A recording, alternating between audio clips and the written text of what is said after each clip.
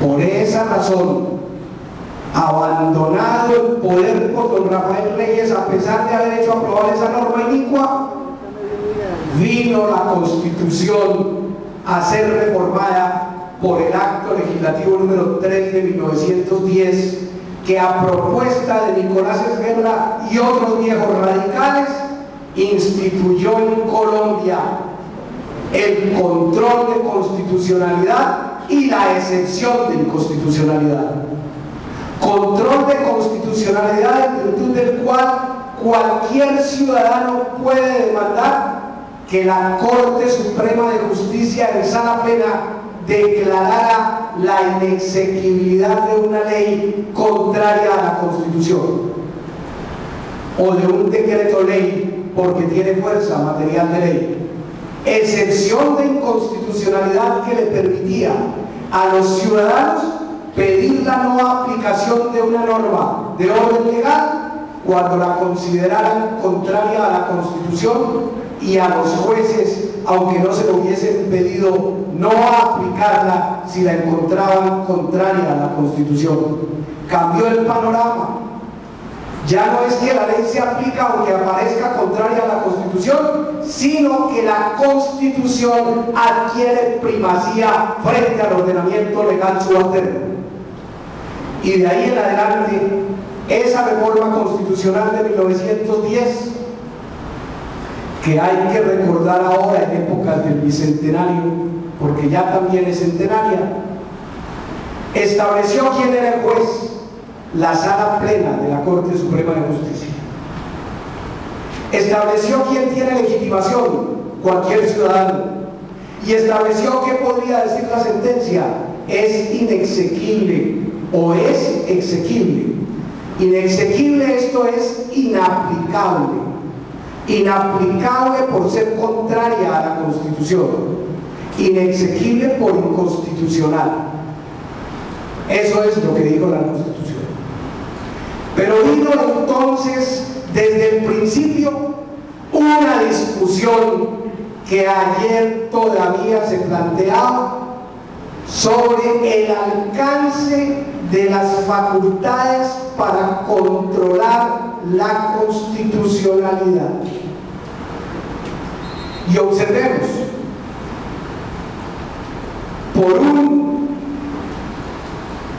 por una circunstancia conocida, medio país consideraba el concordato de Núñez de 1887 contrario a las libertades públicas, contrario a la libertad de expresión. ¿Por qué?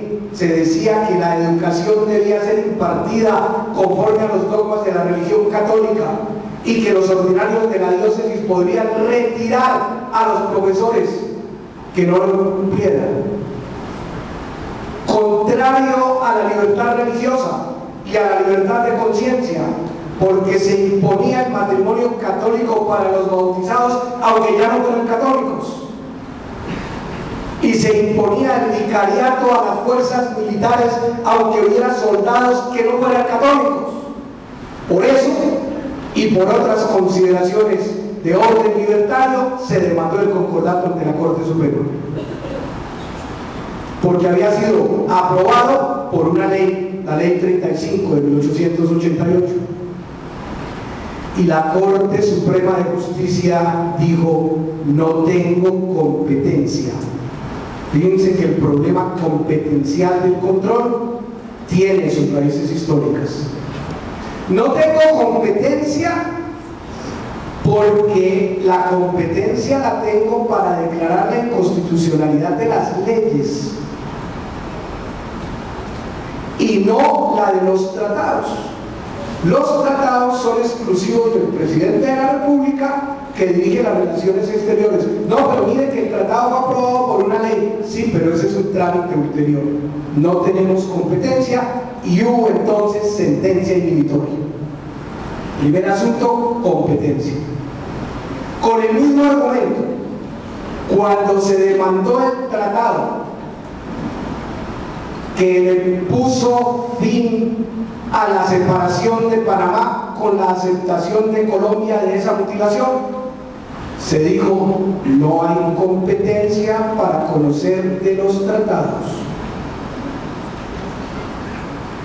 Por la misma vía, esto de los tratados fue evolucionando.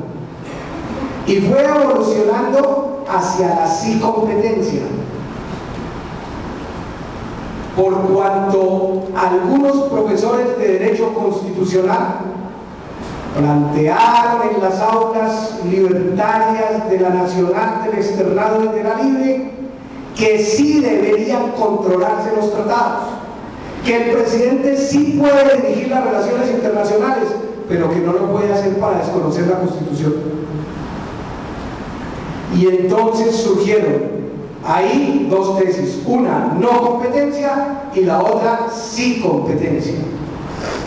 Hasta cuando hay una tercera tesis que dice: habrá competencia, pero hasta antes de hacer el canje de ratificaciones o el depósito, tratándose de los tratados internacionales, porque de ahí en adelante queda comprometido el Estado colombiano. Esas tres tesis se debatían en el momento en que fue demandado el Tratado de Extradición de 1979 ante la Corte Suprema de Justicia, cuando se produjeron las dos tomas, la del M-19 y la de los militares, con las consecuencias que todos conocemos. Y vino la Constitución del 91 y dijo: le ponemos fin a esta discusión. Sí hay competencia y es de oficio y automática por la Corte Suprema de Justicia, de la Corte Constitucional, para conocer de la constitucionalidad de los tratados hasta antes del canje de ratificaciones. Pero si la Corte declara que una de esas normas pactadas en el tratado es inexequible y se incorporó como tal a la ley aprobatoria, al momento de hacer el canje de ratificaciones, el presidente de la República debe excluirla del acto de ratificación. De manera que ahí tenemos una evolución de la no competencia a la sí competencia con esa regulación. Lo mismo pasó con los proyectos de ley. Alguna vez alguien demandó una ley, el presidente de la República primero lo planteó. Era presidente de la República don Carlos R. Restrepo y presidente del Senado José Vicente Concha. Concha, autor de un libro de Derecho Constitucional, Concha, autor de un libro de Derecho Penal y uno de los juristas más reputados de la época, y don Carlos R. Restrepo objetó una ley, el número no importa. La objetó por inconveniencia y al decidir sobre la misma no decidieron en primer debate sino en segundo debate, y entonces él dijo: la objeto porque el trámite no fue como ordena la Constitución. El inmenso poder intelectual de Concha y las mayorías que tenía en el Congreso llevaron a que el Congreso dijera: pues si el presidente no la sanciona, la sanciona el presidente del Senado, y a pesar del vicio de trámite se convirtió en ley de la República. Demandar, dijo la Corte, el trámite de la ley no me fue asignado para controlarlo. A mí me dijeron que tengo competencia para controlar la exequibilidad de las leyes, y el proyecto no es ley sino cuando lo sanciona el presidente. Luego entonces esos vicios anteriores no tienen control de constitucionalidad. Aquí apareció claro que estamos ante la tesis de la no competencia. Algunos profesores en esas mismas universidades protestaron contra esa decisión, y en 1944 en la Universidad Nacional de Colombia lo hizo el profesor de Derecho Constitucional, a la sazón el doctor Alfonso López Miguel, con una tesis. Entonces quiere decir que el trámite de las leyes previsto en la Constitución se queda sin quien